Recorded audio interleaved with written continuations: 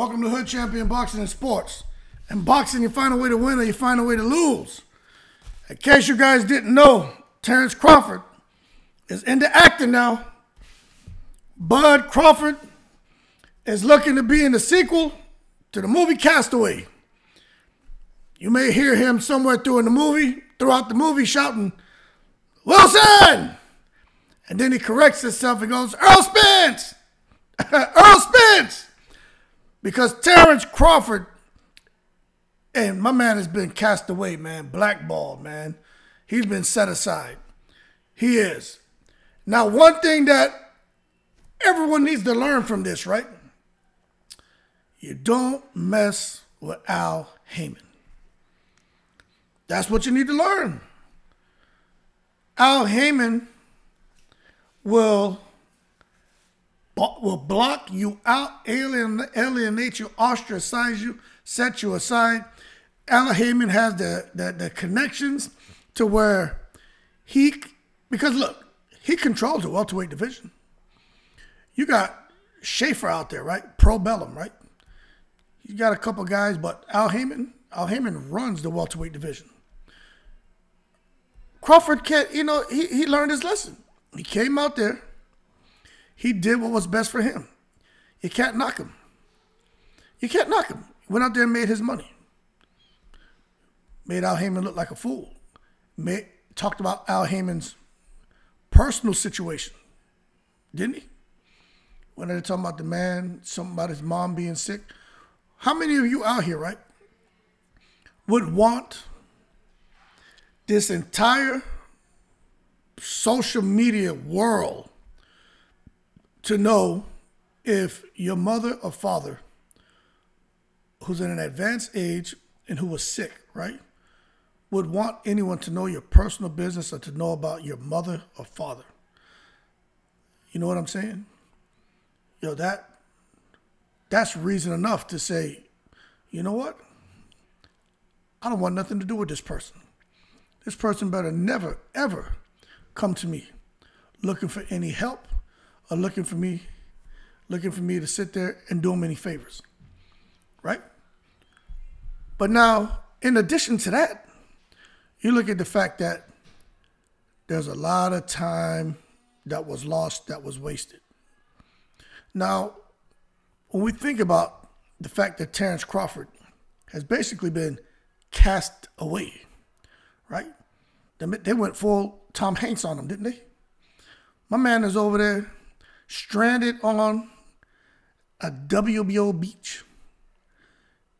I mean, nothing but little coconuts and a little funny ball that he calls Earl Spence, and he even put his face on the ball. And that is what he has to look at every day. Because there's no Stanley Eunice, there's no Virgil Ortiz, there's no Keith Thurman, there's no Boots Ennis. Hell, there's not even a Rashidi Ellis for him. There's no Butev. Terence Crawford is out here trying to find his way back to the welterweight division. And he's not getting any help at all. But hey, man, my boy, he decided that he could do it all on his own. And he burned some bridges, didn't he? So now we're sitting here trying to figure out, okay, damn, is what Terence Crawford did that bad? You know what I'm saying? To where Steven Espinoza will come out and talk about, Espinoza tries to be pretty neutral, but even he came out, in a political way and said Terence Crawford screwed the pooch. Talking about, Crawford, we thought we made some headway, but he kind of had some demands a little bit, from left field. But, we tried to address those the best we can. But by the time we got back with him, we thought we had a deal done, and he had already moved on to BLK Prime and was doing something different. They feel that was a lot of wasted effort and energy. Finger pointing began. Crawford went, decided he had something to say. But it doesn't matter. If you look now, old Terence Crawford, old Mr. Castaway, he's in the breeze. And it's horrible to see what's going on in boxing right now. Look, man, this is a big black eye to boxing, okay? Everything that's going on in boxing right now is beyond comprehension. This is not normal, man. And then you got Earl Spence out here. He talking about come back. It would be cool if Crawford would have just said, hey, look, man. Hey, look, man. I'm going to go out here and make this easy $10 million fighting the Vanessian. And then we'll come back and then we can see about making the fight happen in a couple months. Because for the most part, everybody knew Vanessian, he's coming off of 5 knockouts or whatever, man. Yeah, and he may be a worthy opponent, but for the most part, Terence Crawford would clip him, take no damage, and be ready to fight probably in another 60 days, 90 days max, which could have coincided pretty much with the timeline where Showtime, PBC, Spence were looking to make the fight, the undisputed bout between Crawford and Spence. But he played his cards wrong. Played his cards wrong, man. And does he have any regrets? I don't know. You have to ask Terence Crawford. But when I look at it, I tell you what, I think that sense of freedom that he achieved by breaking ties with Top Rank, I think that sense of freedom resulted in him maybe not making the best move at the time. Now, I'm not saying he should have waited next couple months to make the undisputed fight. I'm not saying he should have waited. I'm not saying he shouldn't have waited. I'm not saying that. What I'm saying is, by him choosing to not be open and transparent. You see, when it comes to business, right? When it comes to anything, whether you're doing it on a blue collar level, white collar level, you're working on a tactical level, strategic level, if you're just a guy here who's managing in Walmart, or you're working up there like these promoters, Bob Arum, CEOs of big companies, man, communication is key. Transparency is key. When people aren't transparent, that's because they're trying to hide something, and maybe because they don't want to give someone an advantage, or maybe they know that it may be perceived as unprofessional or as just not a good thing. And Crawford chose not to just be transparent as far as what he had going on with BLK Prime. And I truly believe that left a sour taste in a lot of people's mouth. Now, you can take a look at this, right? The WBO, if Crawford fights, they get paid. The WBO gets paid, right? But what you saw happen with the sanctioning bodies, which is very hard to do. And this is why everybody is pissed off. Now, I'm not saying the WBO wants Crawford out of the welterweight division, but I kind of think all the sanctioning bodies want him out of there, right? But when you look at it, right, what's hard to do is to get the WBC, the WBA, the IBF, and the WBO to all sit their selfishness aside and decide to, instead of focusing on the selfishness, but to focus on being altruistic and maybe put other priorities before themselves. Because I don't care what you say. The WBC had to throttle back and say, you know what? We're going to go ahead and put the WBA, the WBO, and the IBF before us. The WBO said we're going to put IBF, WBC, WBA before us, WBA, so on and so on. That's what you did. You were able to achieve consensus across the sanctioning bodies to make that undisputed bout between Spence and Crawford. And the talk started back in 2021. They actually started before that, but in 2021, that's when you saw things start to kind of percolate and bubble up a little bit. But you figure, right, from towards let's just say the end of 2021. Now, I'm just kind of throwing a real rough timetable out there. So for all you rocket scientists who are like, oh, bullshit, I got the notes right here. Hold your horses, don't take it to the stupid.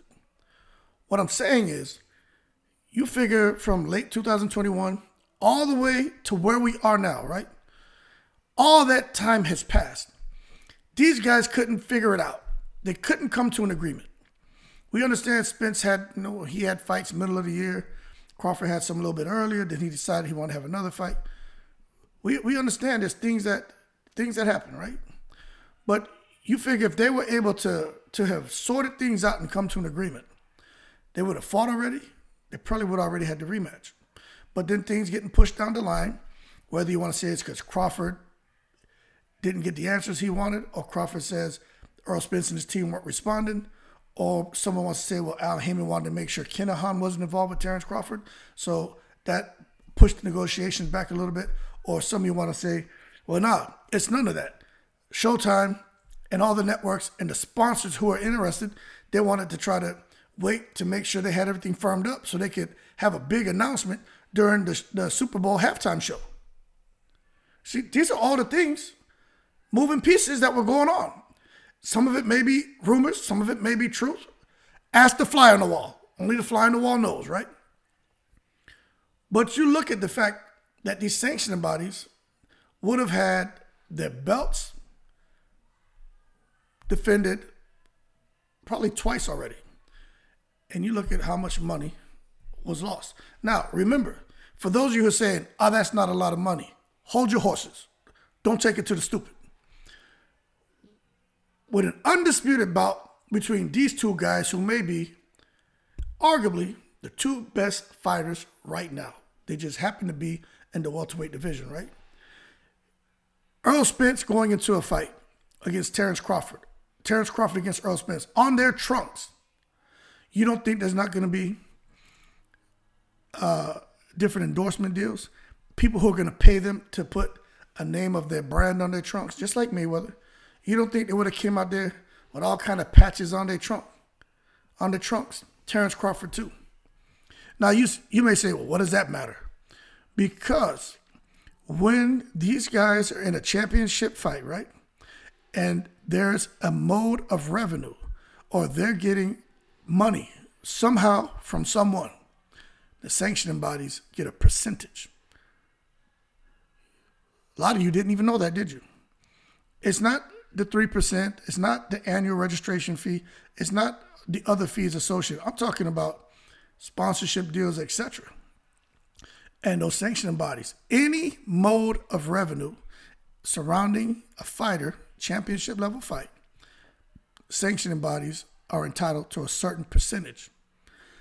This is why there's always been such an argument about sanctioning bodies and how they get paid off the efforts of fighters, which is not fair, but it is what it is. This is also why Floyd Mayweather, who's an advocate for fighters to get the most money and to not pay these sanctioning bodies the type of money these guys are demanding, that's why he's hold that position. You know, Floyd Mayweather, I've done a couple lives the last couple of days, and we've touched on this a little bit. You can't blame Floyd Mayweather for not wanting to give up a couple $100,000 of his fight purse. You know, it goes by percentage of the fight purse, and it maxes out, I think, at like $200,000 or something, right? But you figure Earl Spence and Terence Crawford. Let's say they would have made the 25. It would have been $25 million a piece, like Crawford, right? Let's just say that there really was $50 million on the table, right? I don't know that. That's just, but let's say we have no reason to not believe it. That means for Terence Crawford and Earl Spence, for all four of those titles, talking about a certain percentage, right? It probably would have been along the lines of $200,000 a piece, a belt. Isn't that crazy? Because of how much they would have made. Now, what's so interesting about this is my understanding from reading a couple different articles and getting on the websites of these sanctioning bodies. The challenger and the champion have to pay a fee. So you got 4 belts. That means Crawford has to pay a fee just for being the challenger, and then he pays the fee for being the champion of the WBO. Earl Spence pays a fee for being the champion for 3 belts and pays a fee for being the challenger for the WBO. Isn't that madness? So what it could be essentially 4 belts, like $800,000 a piece, almost $2 million, 1.6. So you figure that's gone immediately. Then you figure it's the registration fee and stuff that the promoters have to pay. Then you figure whatever endorsement deals or sponsorship deals that they're wearing on their trunks. Let's say they each get, I don't know, Floyd Mayweather always says he's getting $1 million for wearing a watch, $1 million for putting the patch on his pants, right? Let's say Spence and Crawford, because it'd be a real big deal, right? They, I don't know, get like another $4 million on top of everything they're gonna make just from sponsorship deals and endorsement deals. You know, each of them get about $4 million. Let's just say we're just throwing rough numbers out.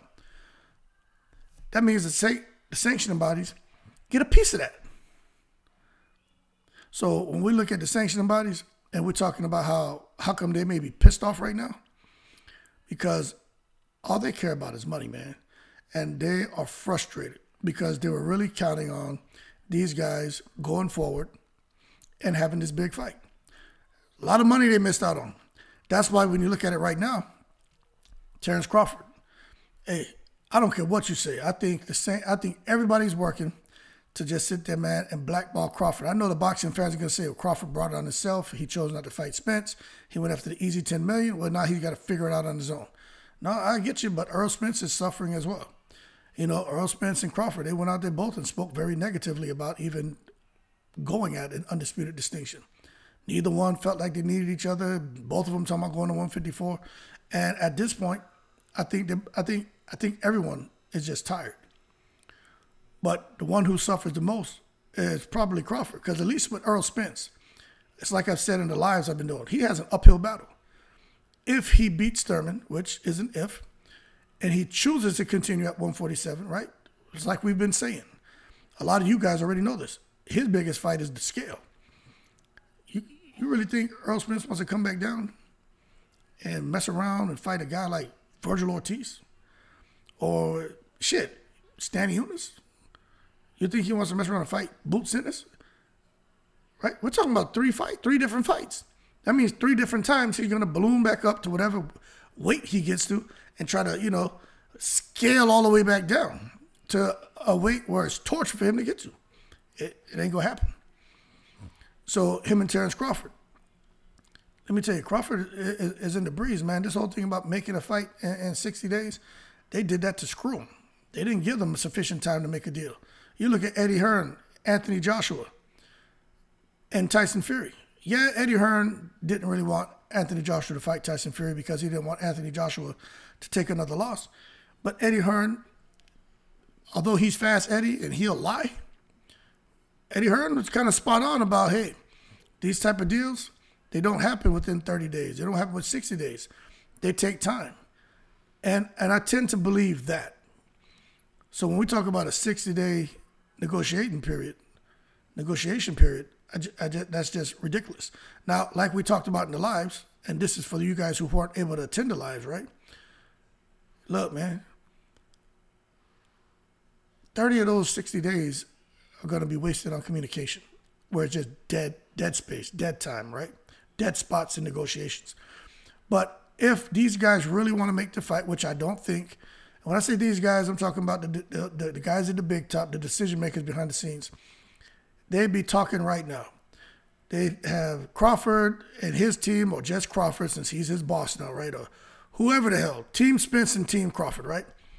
They'd be talking right now and firming things up so that after Spence fights Thurman, if he beats him, then they can just have Crawford come in the ring and announce the fight. But at the end of the day, Terence Crawford, he's got to find a way. My man right now, he's wandering aimlessly in the welterweight division. They made it to where he can't make any kind of money. Look, he doesn't have a worthy pay-per-view opponent. He's fighting on BLK Prime. They could go fight on that platform. Look, Terence Crawford is not Floyd Mayweather. Terence Crawford is not Anthony Joshua. Terence Crawford is not Canelo. Hell, he's not even some of those MMA fighters like the Conor McGregors, man. He's not even a Ronda Rousey. Yeah. Hell, I think Clarissa Shields may be able to get out there and do more on pay-per-view than Crawford. Katie Taylor could do more on pay-per-view. Amanda Serrano could probably do more on pay-per-view. And I'm not downplaying Terence Crawford. What I'm just telling you is, that's them without a worthy opponent. For Terence Crawford, his profile just isn't there. Doesn't matter what we as diehard boxing fans feel. Let's just strip the emotion away and be honest. Not jump at one thing that I say or someone says when these different content creators and go into the comment section and be a troll and just spew bullcrap. Don't act your shoe size. Add to the conversation. Because if you're going to post something in my comments, I want to hear what you have to say. But I don't want to read nonsense. I definitely want to see a bunch of profanity and N-word and all that, because I'm going to delete that crap and I'm going to report you. That's right. Like Charleston White. I'm snitching. So let's just be real, man, and understand what's going on here. Terence Crawford is being screwed out of having a worthy pay-per-view opponent to ensure when he fights next time, if it's going to be on BLK Prime, which I think it will, that he'll be able to do, better numbers than what was reported. Now, I'm not going to get into the whole thing about him doing 120,000. Someone saying he did 15,000. We just don't know what happened, but we do know that he sold something. But for him to get those numbers to be higher than what they were when he fought Evanescence, his next fight for sure has to be against a big name opponent. But what's really out there for Terence Crawford? I've done a bunch of videos. I'm not going to sit there and drill deep, but I'll just throw a couple names out to you right now. What should happen is you should be looking at Virgil Ortiz. De La Hoya should be all over that. Terence Crawford and his team should be all over that, because Virgil Ortiz is kind of in the breeze right now because Stanley Eunice and whatever he has going on with his little appendix, and if he's going to be even in fight shape in the next 2, 3, 4 months, he may not heal right. Everyone's body is different. You don't know, things happen during the healing process. Could develop an abscess. It's all kind of stuff. So who knows when Stanley Eunice is going to come back, but I wouldn't want to have all my eggs in one basket waiting to see what the hell is going to happen with Stanley Eunice, because my promoter won the purse bid. I think Oscars can still hold tight. He secured the purse bid. He's got it. But look for a special permit, because they're giving out special permits now, right? And say, let me take my guy who's the international WBO champion, right? Because that's what Virgil Ortiz is. Y'all know he's the WBO. After he fought Mean Machine, it was brought to my attention by my boy MD Mills that he was probably given that designation. But I wasn't aware of no damn international WBO belt for Ortiz. But nevertheless, it is what it is. But right now, Crawford needs a dancing partner, and Ortiz is available. Let him and Crawford get in the ring and fight. Then if Ortiz loses, he still go out there because his promoter had secured the purse bid, and he fights Stanley Eunice when he gets healthy. If not, well, then Ortiz picks up the WBO belt. He's already the WBO international, and then he can come down and fight, Stanley Eunice, if that can even work. You know what I'm saying? But the bottom line is, let me tell y'all something. Boxers don't run boxing. But without the boxers, there is no promoter, there is no manager, there is no sanctioning body. But I'm going to tell y'all right now, the boxers don't run anything. It's these damn sanctioning bodies. And the sanctioning bodies are showing everyone right now that they run things. No one else does. And they're putting some serious pressure on Spence and Crawford. And I personally think Spence and Crawford shot themselves in the foot, both of them, by talking all this crap about how they'll bubble up and they'll move and they're not worried about being undisputed and I'm not going to wait. He spoke so negatively about the idea of being an undisputed champion at welterweight that these sanction bodies, you're like, you know what? We don't have time to sit around and roll the dice on these two guys who don't know if they're coming or going. Get them out of here. We need this new talent. We need a breath of fresh air to get these belts so our belts aren't stagnated anymore. You know what I'm saying? We need this river to flow. And that's why you see these guys moving into position. Just go and look and just waiting for Spence, if he beats Thurman, to drop those belts. And then Crawford, he don't get the undisputed distinction. I can't see Crawford just wanting to hang around and now have to start over from square one. Because if Spence beats Thurman, right, and then he says, I'm dropping those belts, I'm going to 154. That means Crawford is back in a holding pattern, trying to wait and see who fights to pick up these belts that Spence vacated. And then Crawford has to try to fight all those guys. They're not going to just say Spence drops all the belts and make somebody a unified champion. Like that's just not how that's going to work. There's a lot of crazy things they're doing that shouldn't happen, but it's happening. But I definitely don't see them just saying, okay, let's take these belts from Spence. He beat Thurman. Let's take him and give him to Cody Crowley now because he's from Canada and he has a good fan base and he looks a little bit different. And this could be what him, like, they're not going to do that. They're going to say, you know what? Here are the belts. Guys have to fight for them. And they'll start to make up on that money they lost out in the last year, year and a half with Crawford and Spence not fighting. And then Crawford has to make a decision, which he probably is going to bubble up to 154. And we all know at 154, like we talked about in the live today, again, this is for those who weren't on the live. We all know at 154, Jermell is going to bubble up. He's going to leave those belts alone. He's going to bubble up to 160. His brother going to 168. And then you're going to have Crawford probably following Spence up there, and maybe they can pick up some belts. And Crawford will be a 4-division champion because I'm sure he'll pick up something. Spence will be a 2-division champion. And then maybe there they can try to figure out a fight for undisputed at 154. You understand? But at the end of the day, I will say this. I understood Terence Crawford's decision. I don't agree with it. I don't know. We don't know what happened between him, Spence's team, negotiations. We got two sides of the story. You got Espinoza coming out talking a little bit. Everyone has a side, right? So when I kind of shoot for the sweet spot, which is right in the middle of all of the bull crap, right? What I pick up is there was a serious communication breakdown. And what I also pick up on is nobody wants to wait and see what Crawford's going to do because the trust factor is out the window. Because we know Crawford, if a good opportunity comes his way, and I'm not saying he's wrong, Crawford going to go do what he wants to do because he doesn't have to answer to anyone. And he's out here trumpeting that at every opportunity. I'm my own man. Spence can't just do what he wants. I can do what I want. And Crawford showed everyone that he does what the hell he wants. Why would you want to go and put yourself in that position again, dealing with a guy like Crawford, who you can get here into right here, man. All right, we verbally agreed, got the contracts drawn up. Your team agreed, my team agrees. Now let's put a wet signature on these contracts. And then Crawford decides, no, I'm not doing that. That would make somebody want to hunt. That would make somebody go flush out Claude and Ray for the movie Life and start round 2 with a goddamn killing spree. You know what I'm saying? But Crawford created his own misery. And there are a lot of people who aren't happy right now. And it's a frustrating time in the welterweight division. But at the end of the day, Crawford suffers the most. And kind of bittersweet. Because Bob Arum said a lot of things about him. Oh, he's impossible to work with.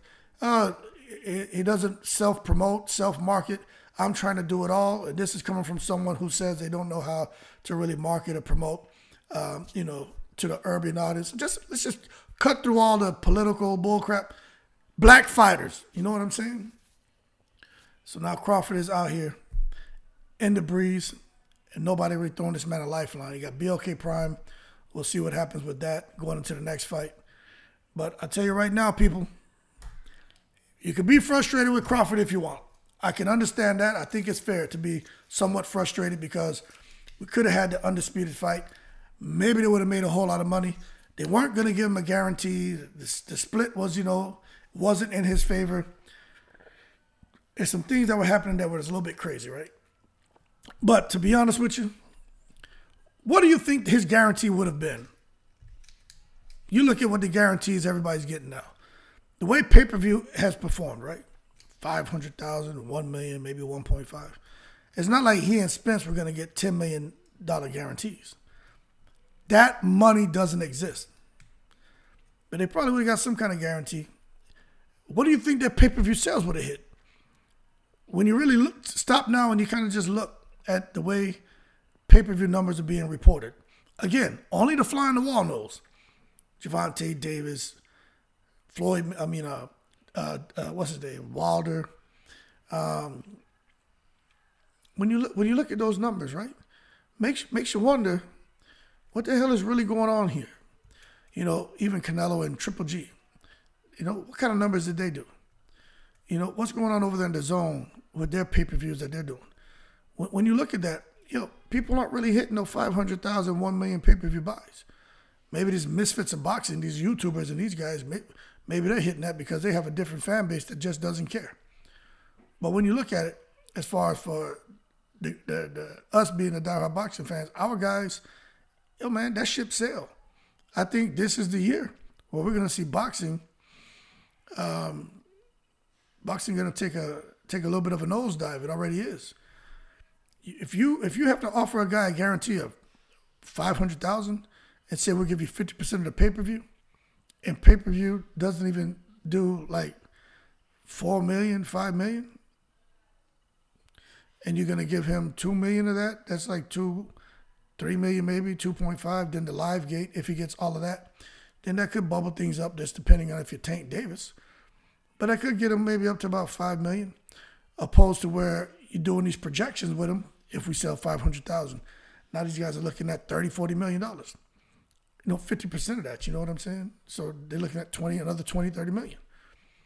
And these are rough numbers, so don't sit here and try to get your little calculator out, little Einsteins out there. We're just talking rough numbers. What I'm saying is pay-per-view isn't producing the kind of numbers what these guys are used to, what promoters are used to where they can come now and close that financial gap as far as these guys' expectations when it comes to their fight purses. It's not producing those kind of numbers to get these guys a $15-20 million payday after all the dust settles. It's just not there. Now, if somebody knows something different, post it, but I just don't, from the research I've done and my understanding, it's just not there. If they're really doing less than 100,000 pay-per-view buys. But then again, like I said, only the fly on the wall knows. But that being said, for Terence Crawford, hey, Alexis Rocha, Santion, Blair Cobb, Conor Benn, those sound like some possible opponents for him as his mandatory. I know the issue with Conor Benn, but, Fast Eddie still got connections, so don't be surprised. After that, I think he's still in a holding pattern, still in bad shape. He may have to take a look at fighting one of those guys he didn't fight for as a mandatory. He may fight Pacquiao. He may fight Josh Taylor. He's going to find some ways to get out there and make some money. It just won't be against the guys we want to see him fight. But he's going to be innovative, and he's going to figure it out. But I think at the end of the day, Terence Crawford is going to bounce from the welterweight division. He's going to leapfrog himself on up to the 154 because they're just basically pushed him out by not giving him an opportunity to fight against a pay-per-view worthy opponent.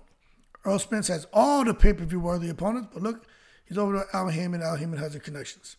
So it is what it is. That being said, Terence Crawford, Earl Spence, ridiculous. Not everybody can stay undefeated, people. You know what I'm saying? The best need to fight the best. It's just stupid.